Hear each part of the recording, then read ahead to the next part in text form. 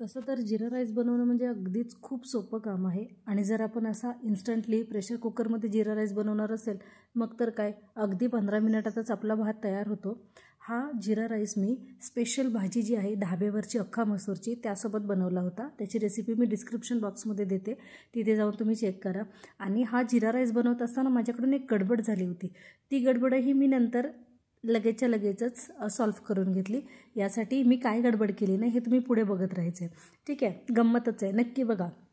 सर्वात अगोदर फोडणीसाठी मी तूप वापरलेलं आहे, तुम्हाला हवं असेल तर तुम्ही तेलही वापरू शकता, पण तुपामुळे आपला जो जिरा राईस आहे त्याला स्वाद खूप अप्रतिम असा येतो।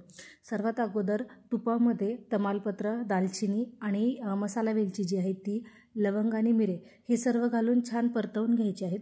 आणि त्यानंतर मग आपण यामध्ये बासमती तांदूळ जो भिजवलेला आहे तो घालून घेतलेला आहे।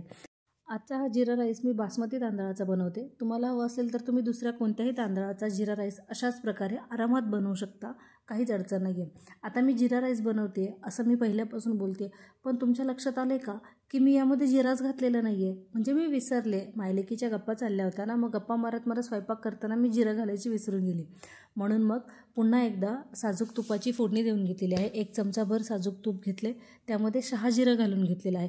जिरा राईसला शहाजिऱ्याची टेस्ट अप्रतिम अशी येते, तुम्ही साधं जिरं वापरलं तरीसुद्धा चालेल, पण शहाजिऱ्याने टेस्ट अजून छान येते। जिऱ्याची फोडणी छान परतली की मग आपण ती तांदळामध्ये मिक्स करून घ्यायची। तांदूळ हलक्या हातानेच मिक्स करायचा आहे, ज्यामुळे तांदळाचे तुकडे होणार नाहीत।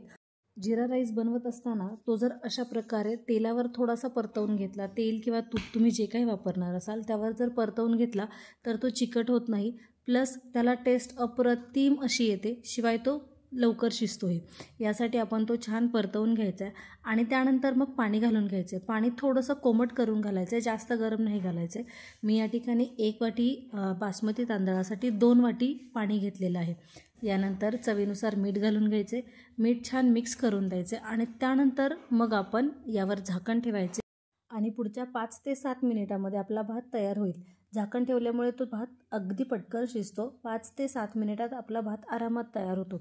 आपण आत्ता जो जिरा राईस बनवलेला आहे यामध्ये आपण सर्व खडे मसाले जे आहेत ना, गरम मसाले ते घालून घेतलेले आहेत। तमालपत्र, दालचिनी, मसाला वेलची, लवंग आणि मिरे हे सगळं घातल्यामुळे आपला जिरा राईस चवीला तर अप्रतिम होतोच, शिवाय तुम्हाला जर हवं असेल तर यामध्ये मॅरिनेट करून ठेवलेल्या भाज्यांची फोडणी देऊन तुम्ही यापासून पुलाव तयार करू शकता, जो चवीला अतिशय खमंग असा लागतो।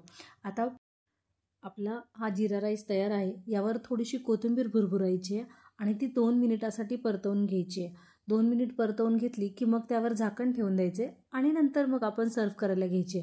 फक्त तेवढ्या वेळापुरती आपण झाकण ठेवून तिचा फ्लेवर आपल्या पूर्ण तांदळाला, भाताला लागेल एवढी मात्र काळजी नक्की घ्यायची आहे, ठीक आहे, कारण कोथिंबीर घातल्यामुळे आपल्या भाताची चव अप्रतिम अशी येते, म्हणजे आम्हाला सगळ्यांना खूप जास्त आवडते।